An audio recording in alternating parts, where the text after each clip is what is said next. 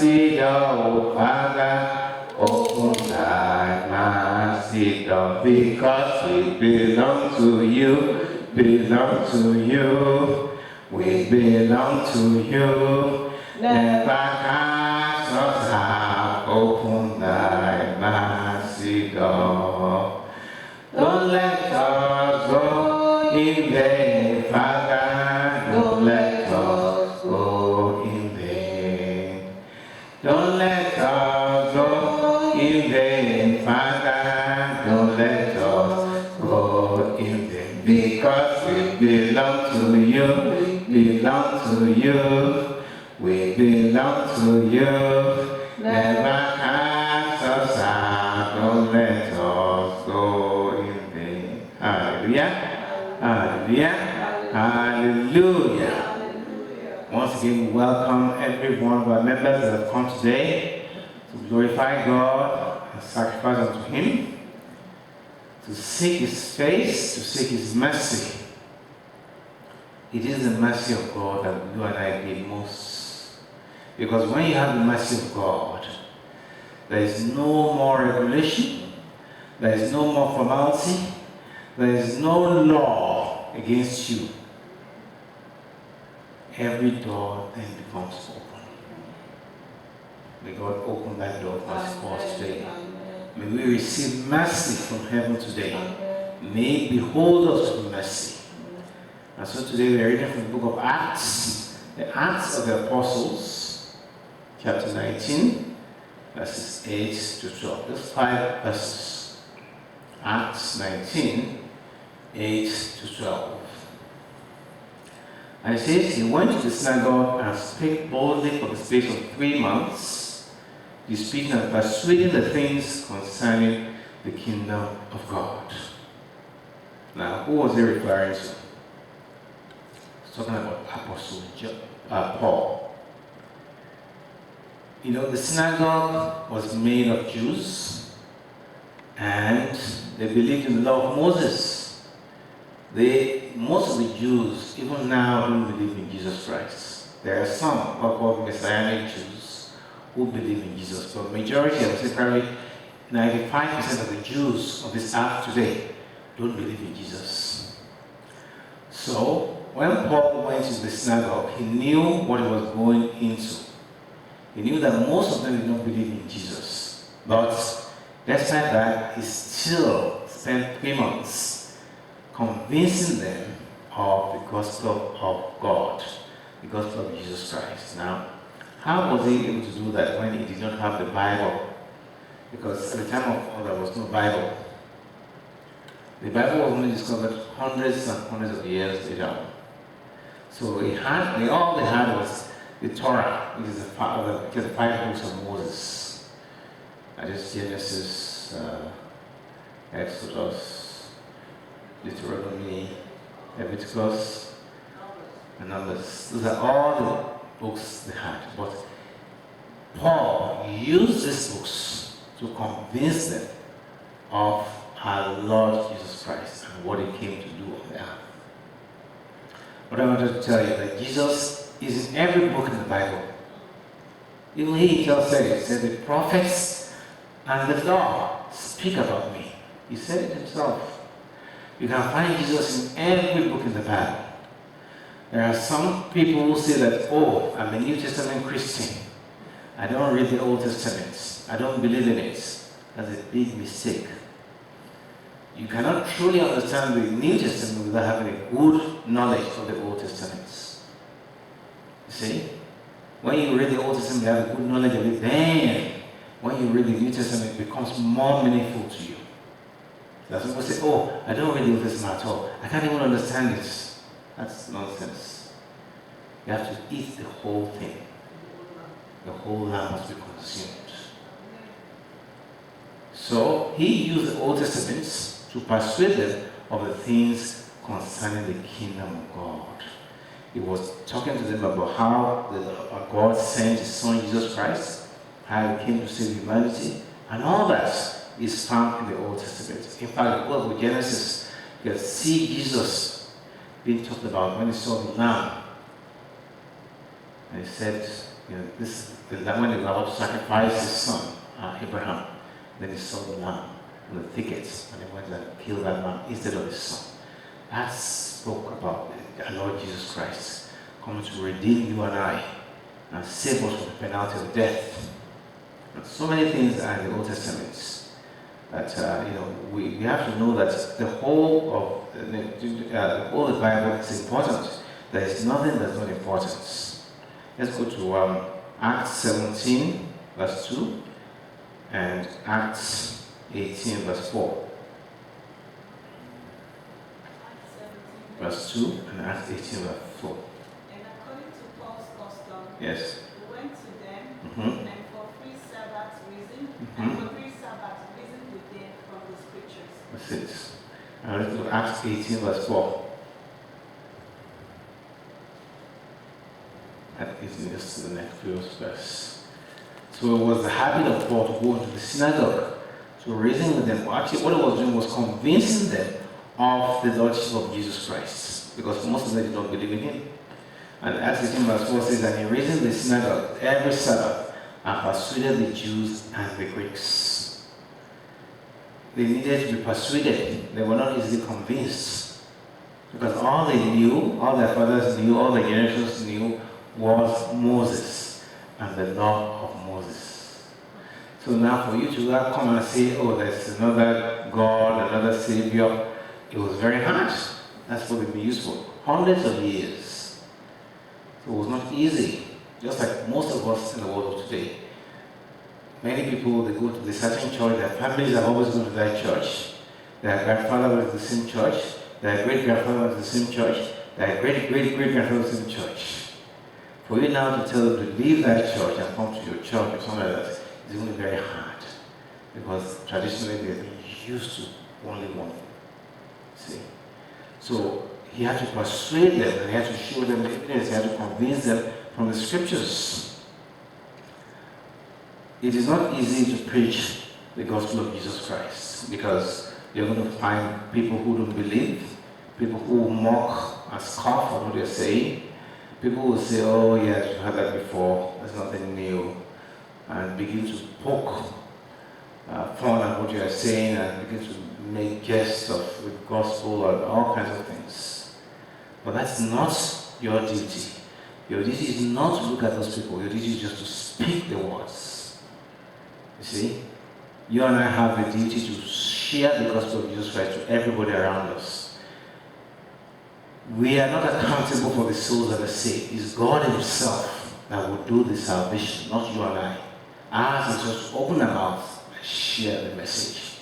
He is the one that will take those words, those seeds they are planting, that will then make it grow in the hearts of men and women. That's not your responsibility. So if people don't follow you, they don't believe you, don't feel depressed, don't feel discouraged. If God really wanted to save them, they will be saved. He Himself will call. See? So then it says, when divers were hardened, see, there were some people who were hardened among them. They were so traditional, they were so legalistic. They were not prepared to change their thinking from the law of Moses to that of Jesus Christ, and believed not, but spake evil of that way. That way refers to the way of Jesus Christ. That's what they call them, the way. Jesus and his group, small group of followers are called the way. And so these people spoke evil of the way before the crowd, and then he left them, separated the disciples, and then he went to the school of Mount Tyrannus, where he continued his preaching there. So you can see that he didn't force them, wasn't discouraged. He just said, well, if you guys are not going to believe, then I'll go somewhere else. So the preaching of the gospel is not by force, unlike some other religions. I don't want to mention names, but many religions, they force people to believe in them, and if you don't believe in what they're saying, they'll kill you. Jesus Christ is not like that. He never forced anyone. It's entirely by choice. If you like, believe. If you don't believe, He won't force you. He said, I'm coming with my reward. You know? So, when he did not believe, he left them and went somewhere else. Let's go to some verses. Let's go to Acts 9, verse 2. 2 Timothy 1:15. 2 Peter 2, verse 2. Acts 9, verse 2. Can read that. Acts 9, verse 2 said, "Desire of the letters to Damascus to the synagogues, that we found any of this way, whether they were men or women, might bring them bound to Jerusalem." See? They were called away. So Paul went on a mission to persecute and arrest members of the way. And it was on one of those journeys that they met Jesus. And Jesus stopped him dead in his tracks. He says, "Why are you persecuting me?" Okay? Go to 2 Peter 2:2 and Acts 22:4. Wherever you are, I can read it. Acts 22:4. Yes. And I persecuted his way to the death, Mhm. binding and putting both men and women into prisons.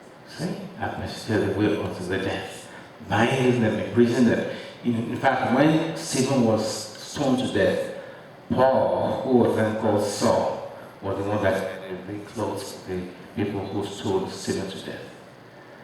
So he himself knew that he had done a lot of bad things before God saved him. But he said that in him, he described himself as the chiefest of sinners, that God showed his grace and patience in his life, because he was the one that pursued the church most. In fact, when he was first converted, people were afraid to have him in their church. They said, isn't that Paul? Isn't the one arresting the members? What do you mean he's preaching the gospel? No, I think it's just a way of arresting more people. Don't believe him, you see? Until he had to convince them. Before Barnabas had to bring him in and were convinced. So he kept on preaching. He was not discouraged. Many of us get discouraged in the work of the Lord when we encounter disappointments, when we encounter discouragements, when we encounter failures. We quickly give up. No. God is not looking for chocolate soldiers. Do you know what a chocolate soldier is? Chocolate soldier is a soldier, chocolate is very sweet. But when you put heat to it, what happens? So in the heat and the fire of affliction, many of us melt. We cannot stand the heat. We quit doing what God has us to do. We get discouraged. They say, "God, if that's the way you're going to reward me for doing your work, then you can take your work. I don't want this." Many people before they become born again, they claim that their lives are easy, that making it, no issues, but once they get born again, they experience all kinds of persecution, disappointment, rejection, hatred at their jobs, all kinds of things. We can say, what's going on in my life? I was a normal Christian doing well, but now that I'm being turned to follow Christ, suddenly all problems begin in my life. They don't realize that they really is God. Before, they were on the path to hell. But now, they've made a U-turn to start going to heaven. And Satan does not want any Christian to go to heaven. And that's why Satan will attack you. He will throw everything at you, including the kitchen sink. Why? To make you deny Jesus. Make you deny Jesus so that you will not go to, because he knows he can't go to heaven. He was expelled from heaven. So he's looking for as many people as he can to be with him in hellfire. You see? So Satan would attack you. The minute you make up your mind to follow Jesus, you can expect several attacks.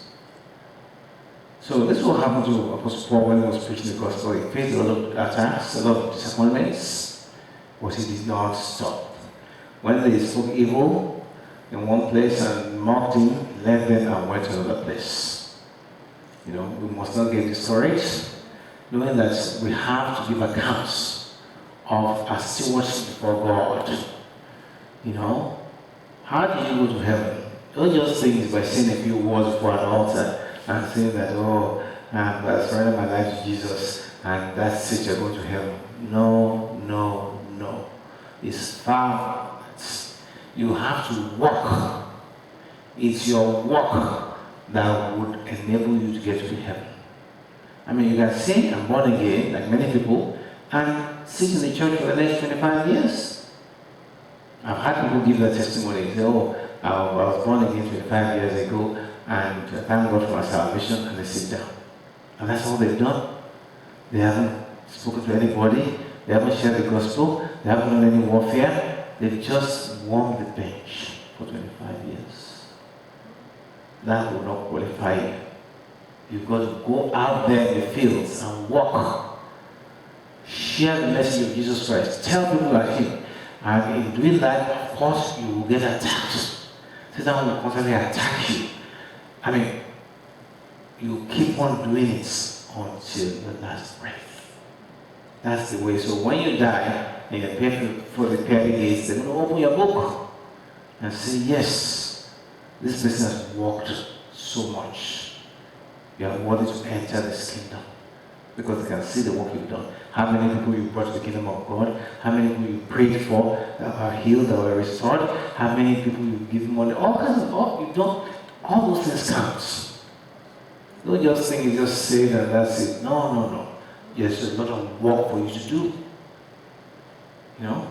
There's a lot of work for you to do. So even Paul, Apostle Paul was actually at the beginning of his ministry. God told him through Ananias, who prayed for him to receive his sight. He said, go and tell Paul how much he must suffer for my name. So even before he started his ministry, he knew that he would encounter a lot of tribulation. But he was prepared. He said, what is my life worth to me? Nothing. If I don't preach the gospel. That's how he took his life. You remember, he was never married. So he was focused fully on the mission. And so he left then to go to this school of Tyrannus, and he kept on preaching for another 2 years. See? Making a period of 2 years and 3 months. He was not discouraged. He didn't say, oh, there's nobody coming. There's nobody coming. I can't see anybody. Should I continue to do this work? Have you heard the story of a man who went to Congo? He and his family. Now, before he went there, everybody had told him, don't go to that place. Nobody ever gets saved there. Don't go and waste your time there.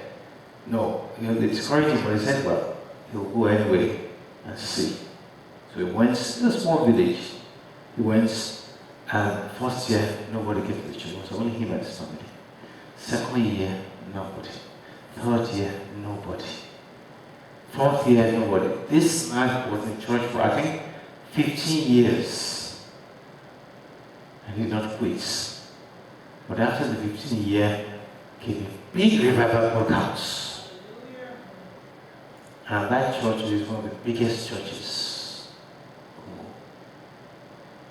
See, Satan had seen the glory ahead of him and stopped anybody from coming. If he had given up, then he would have given up his glory, his crown. But he kept on saying, I know God told me to come here. I had it right. I know beyond a shadow of doubt that I was told to come to this village. You and I must take the same stance. Don't look at numbers. Look at the God that sent you, because one day you have to give accounts of your stewardship. Even if it's only one person in your group, that person wants it. You go to your account. This person, you prayed for him, you took care of him, and now it's the kingdom of God because of you being your record. See? Don't look at numbers, don't be discouraged. Keep on keeping on. Keep on doing the work of God. As long as you have life, keep on preaching the message of the good news of Jesus Christ. Keep on sharing, whatever it costs you. Many of us think that, oh, when we get to heaven, we're going to see all these pastors of big churches. Let me tell you today, just establish your mind of things like that. All those big pastors, riding jets all over the world, Rolls Royce cars, limousines, and all these things. You'll be shocked when you don't see one of them there. To you, you think they're next to God, but God sees who they really are. They fly one jet today, another one tomorrow, and all this. How many jets did Paul fly? Yeah. Or Peter, Apostle Peter. How many cars do they have? Yet today we are speaking about them. See? So don't look at worldly figures. Those who look closest to God on this earth, you actually never heard of them. That's the truth. And they're in a village somewhere that nobody hears of them. But if you ever pray for you, you can be sure that sits. If you're ever lucky to meet them and they pray for you, just one word, that sits. Be sure that the prayer will be answered. But most of us will look at the big names. Oh, I have to go to that church in Lagos. Oh, I must go see that pastor. Who told you? Because you see so many people going there. You too, you're struggling. I must go there. Is that why Jesus sent you? Or you are going there because so many people are going there? That might not be where God wants you to be. God might want you to go to another distant village to see maybe an old man that's been praying, that probably has very people in his church. Maybe he's the one that will deliver him. And so what happens? They go to the three churches, they pay 30,000 naira to see the pastor, another 5,000 naira to take something, another 10,000. By the time they finish, they spend 100,000 naira. At the end of the day, nothing to show for it. That doesn't include their tickets, accommodation, feeding, everything. No. The things of God are free. It does not charge for healing. It doesn't charge for delivering you. When somebody begins to ask you, go and bring $2,000 for me to pray for you. It's fake. Fake news. See? Tell them, thank you, I'll talk to you later. Jesus will never charge.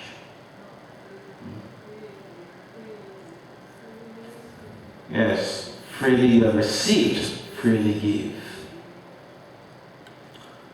So he kept on preaching for 2 more years, and it says, all they which dwelt in Asia had the word of the Lord Jesus, both Jews and Greeks. Do you know how wide Asia is? All those Asian countries, they all had the word of God through one man, Paul. And he didn't have a helicopter, he didn't have a big moving him everywhere. No.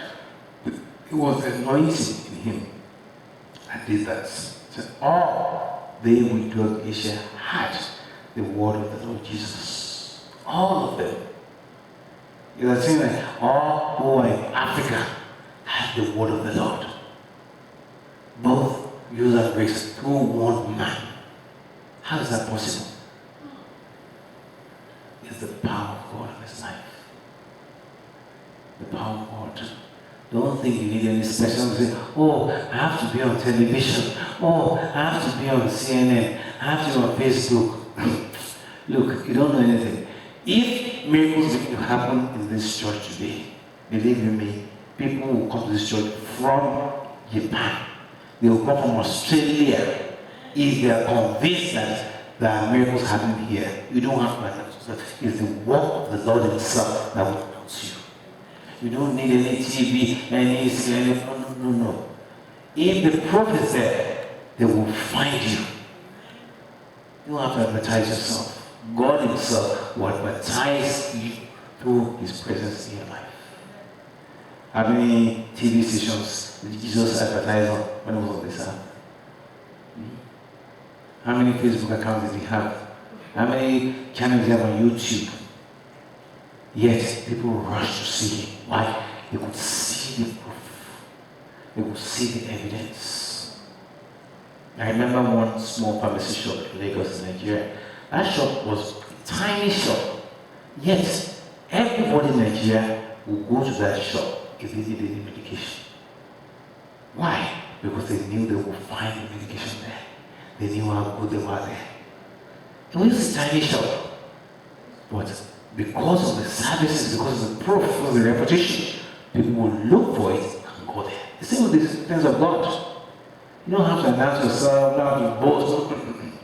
If the proof is there, people will find you from all over the world. They'll come to look for you, to find God in you. So the Apostle Paul did this work for the next 2 years, preached all Asia had him. Go to Acts 20:31. Acts 20, or Mark 16, verse 20. Mark 16, verse 20.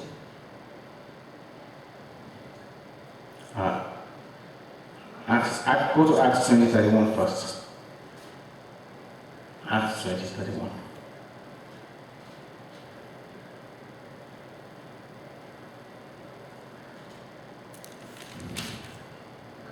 Yes.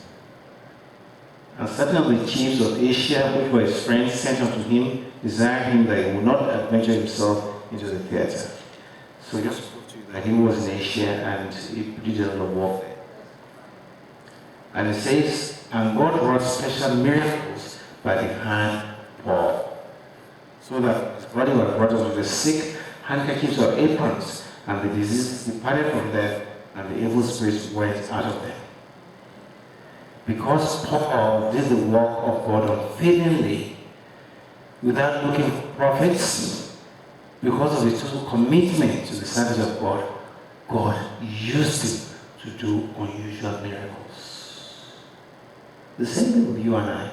If you lay down your life to serve God and do what He wants, believe me, God will do marvelous things through you. If you're only looking for a yielded vessel, look at Stephen. Stephen was appointed as a waiter to serve at tables, to serve the widows. That's how Stephen came into prominence. And the Bible says that because he was so yielded and committed, God did unusual miracles by his hand. An ordinary waiter. He was not even an apostle. You see? Don't think, oh, I have to be this, I have to be an apostle. No, you don't have to be anything special. All you have to do is be yielded to God. Serve Him. You say, who can I use? The Bible says, the eyes of the Lord look to and fro over the earth. Why? Looking for someone He may show Himself strong on behalf. So who can I use in Winnipeg? I want to start a revival in that town. People have been praying for a revival in the town of Winnipeg for so many years. It's high time to start this. But who can I use? Who will lead this revival? And he begins to look. He begins to look at every life. And then when he reaches it, look at the way this person has been serving me for so many years. No reward, no money, no wealth. I'm going to use this person. That's it.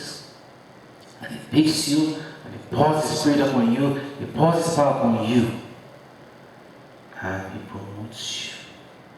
Don't think God just speaks anytime they can hire. No. He examines it critically before starting to use people. These are people who are committed to Him, who are really yielded to Him. They're the ones, because He can trust them. Right?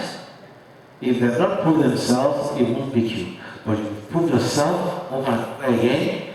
You face difficulties, you overcome, you've not quit, you've not turned against Him. Yes, I can use this. Hallelujah. 2 Timothy chapter 2, verse 20. 2 Timothy 2, verse 20, yes. But in a great house, yes. There are not only vessels of gold and silver, yes. but also of wood and clay, some from honor, yes. some of dishonor. Therefore, anyone cleanses himself yes. from the latter, yes. he will be a vessel for honor, That's it. sanctified and useful for the master, Yes. prepared for Very good work. See? If you look at that word, it says, if a man purge himself, that means he separates himself from worldliness, from unrighteousness, from immorality, from malice, from all these works of the flesh, then it shall be a vessel unto honor. Sanctified, that means separated for God's use, and meets or qualifies for the master's use, prepared for every good work. They are the ones that God will use. Just like in the natural, you want to employ somebody, you want to get someone to do work for you, you look at the credentials, look at their records, you look at their resume, see what they've done, check their references, then you say, well, yes, I think this one can do the work for me. The same thing with God. If God was to come and check you today, what would he find? Would he find righteousness? Would he find commitments? Would he find holiness? Or would he find, immorality? As a story of a man who, he had a report, an angel brought, he kept on complaining to God why God did not use it. Actually, this is a post on WhatsApp. And finally, after crying out to God, saying that God, why are you not using me like other people? What have I done? I always worship you, and this and that. So one day in a dream, he just saw somebody just bringing the paper. And he took the piece of paper in his hands. And he said, look at this. So he saw it, began to see different titles and the marks. So he saw on that paper, lying 30%, lust 80%, malice 75%, prayerfulness 2%, praising God 5%. So the angel gave him his scorecard. He said, if you are the one praying, why is God not using you? This is why. All the worldly things is scored very high. Womanizing 85%. But talk of holiness, righteousness, very low scores. This is what most of us do. And they are crying to God, why can't you use me? You call yourself a pastor, you are sleeping with a parishioner. You call yourself a pastor, you are committing adultery, you are committing fornication, you are doing magic. Hey, you think God doesn't see that? You think God is a fool? You better quit before it's too late. Maybe God is speaking to somebody that's watching me right now on Facebook. You need to think twice. If you are involved in that kind of thing, and you claim to be a leader in your church, meanwhile, you are committing fornication with a member of the choir, with a member of the church, with somebody else's wife. Yes, you. Talking to you. Yes. Stop it. Because you're very close to the gates of hell. And you need to repent. This is a very serious issue because we constantly hear these stories every day. This pastor did this. This pastor did that. No wonder people don't believe in pastors anymore.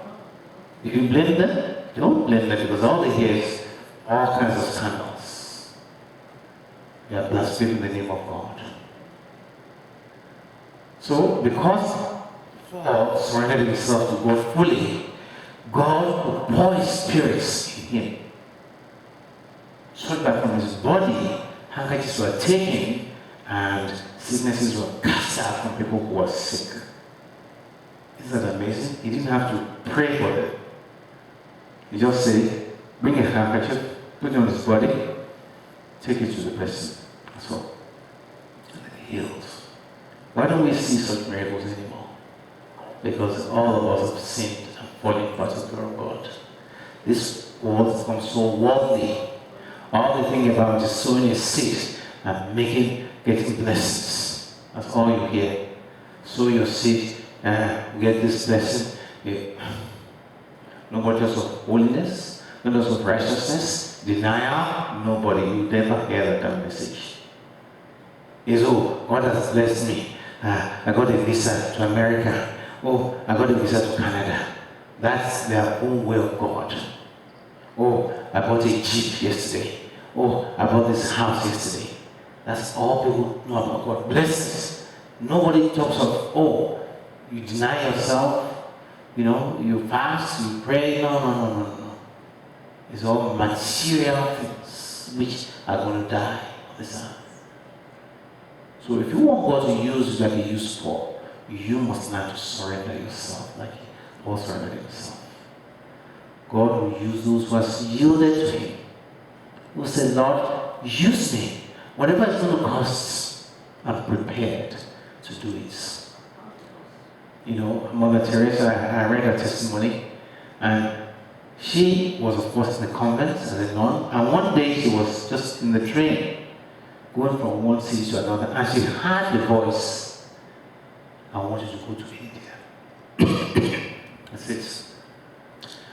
I said, I want to go to India. That's all she had. And from that word, packed her bags, went to India. And we know what God did through her. How God used her mighty. Even now, even though she's dead, God is still using her. So God is looking for people who are going to be yielded to Him. Who are going to surrender to Him. Let us pray. Jehovah, Jesus Christ, the God of the Word, we thank you for the Word today. Father, let this Word sink deep into our spirits. Give us the heart to do your work, to forget about ourselves, to focus on doing your will. Use us like you used Apostle Paul. Give us how to surrender to you. Take our hands, take our legs, take our minds. Use them for your glory. In Jesus' mighty name I pray. Amen, amen, amen. In Jesus' name.